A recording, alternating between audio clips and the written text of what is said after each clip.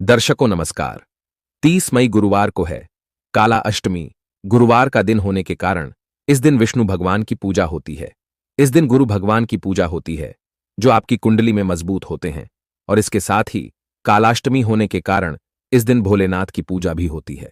और भोलेनाथ का स्वरूप भगवान भैरव की पूजा उस दिन की जाती है। और इसके साथ ही काला अष्टमी के दिन मां दुर्गा की पूजा भी आप कर सकते हैं। इस दिन मां दुर्गा की पूजा भी की जाती है। तो आज की इस वीडियो में मैं बात करने जा रहा हूं जो माता पिता परेशान हैं बच्चों के विवाह को लेकर, जिनके बच्चों के विवाह की उम्र लगातार बढ़ती चली जा रही है, और जिनके बच्चों के रिश्ते बार बार आते हैं और मुड़ जाते हैं, बात पक्की नहीं हो पाती है, या जिन बच्चों के रिश्ते आ ही नहीं रहे हैं। कई बार उम्र बढ़ जाने के बाद रिश्ते आना भी बंद हो जाते हैं। तो ऐसे में माता पिता इस उपाय को जरूर करें। मैं यही राय दूंगा कि आप इस उपाय को जरूर करना चाहिए जो मैं वीडियो में आगे बताने वाला हूं। उनको इस दिन को गंवाना नहीं चाहिए। प्रिय दर्शकों, इस उपाय को अगर बच्चे खुद करना चाहे तो बच्चे भी कर सकते हैं, और यदि किसी कारणवश बच्चे इस उपाय को नहीं कर पाते तो उनके माता पिता इस उपाय को करें। प्रिय दर्शकों, इस उपाय का लाभ आज तक लाखों लोगों को मिल चुका है। लाखों लोगों की कामनाएं पूर्ण हुई है और आपकी भी होगी, बशर्ते आप इस उपाय को सच्चे मन से पूर्ण विश्वास के साथ करें। यकीनन आपको लाभ जरूर मिलेगा। तो अब मैं आपको बता रहा हूं कि उपाय किस प्रकार से करेंगे, लेकिन उससे पहले आपसे रिक्वेस्ट है, अगर आप वीडियो पसंद करते हैं तो प्लीज वीडियो को लाइक करें, शेयर करें। चैनल पर पहली बार आए हो तो सब्सक्राइब जरूर करें। आपका सब्सक्राइब हमारी हिम्मत और हौसला है, और आपका शेयर दूसरों के जीवन में जब खुशियां लेकर आता है तो आप भी पुण्य के भागी बनते हैं, और आपके जीवन में भी खुशियां जरूर आती हैं। तो बात करेंगे कि किस प्रकार से इस दिन उपाय करेंगे, उपाय को करने की सही विधि क्या है, या फिर कहें कि इस उपाय को करने में क्या क्या सामग्री चाहिए होंगे। प्रिय दर्शकों, आप इस दिन सुबह में भी इस उपाय को कर सकते हैं और शाम को भी इस उपाय को कर सकते हैं। अगर आप सुबह में इस उपाय को ना कर पाए तो शाम तक जरूर कर लीजिएगा। देखिए, आपको करना क्या होगा। नहा धोकर आपको भोलेनाथ के चित्र, तस्वीर, मूर्ति कुछ भी हो, उसके सामने बैठे आपके पूजा घर में बैठने के बाद सबसे पहले आपके पास होना चाहिए एक दीपक सरसों के तेल का, जिसे आप प्रज्वलित कर लें। और प्रज्वलित करने के बाद सबसे पहले आप पंचदेवों से, गणपति भगवान से हर विघ्न बाधा दूर करने की प्रार्थना करें। और हमेशा इस बात का भी ध्यान रखें कि कभी भी किसी भी उपाय को, पूजा पाठ को करें तो सबसे पहले गणपति भगवान को जरूर याद करें। आप जो भी करने जा रहे हैं, जिस भी मकसद से करने जा रहे हैं, पहली बात तो यह कि आप जो कर रहे होते हैं उस मकसद को भी पूरा करने में गणपति भगवान जरूर हर प्रकार से सहायता करते हैं आपकी। तो सबसे पहले आप यह काम करें कि गणपति भगवान को याद करके हर विघ्न बाधा दूर करने की विनती प्रार्थना करें, और बच्चों के विवाह में इस उपाय की सफलता के लिए भी प्रार्थना करें।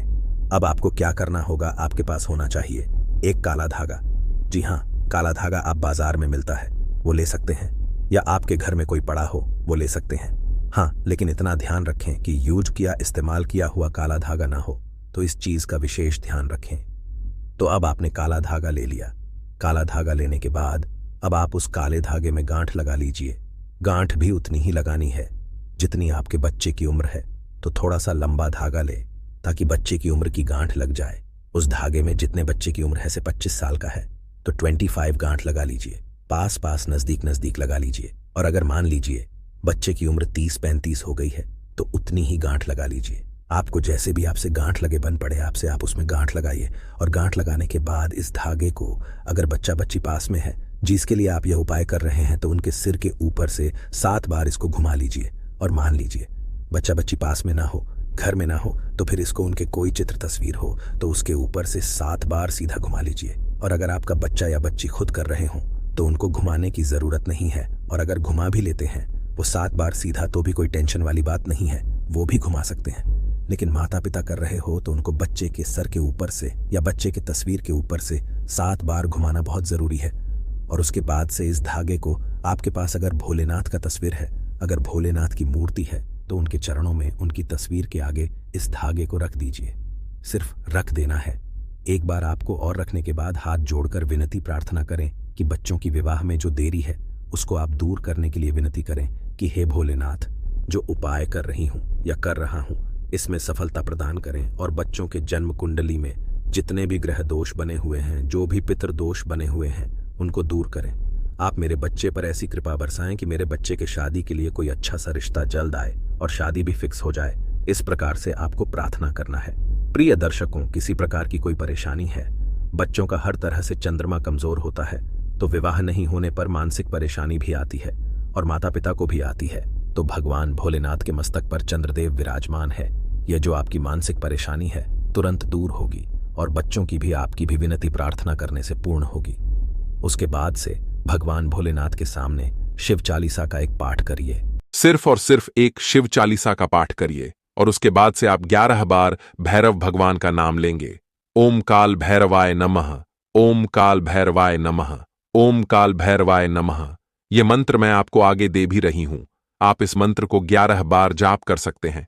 और अगर मान लीजिए आपको ओम काल भैरवाय नमः बोलने में परेशानी लग रही हो, तो आप एक आसान, उससे भी छोटा और आसान ओम भैरवाय नमः, ओम भैरवाय नम, ओम भैरवाय नमः, इस मंत्र को भी आप 11 बार जप कर सकते हैं।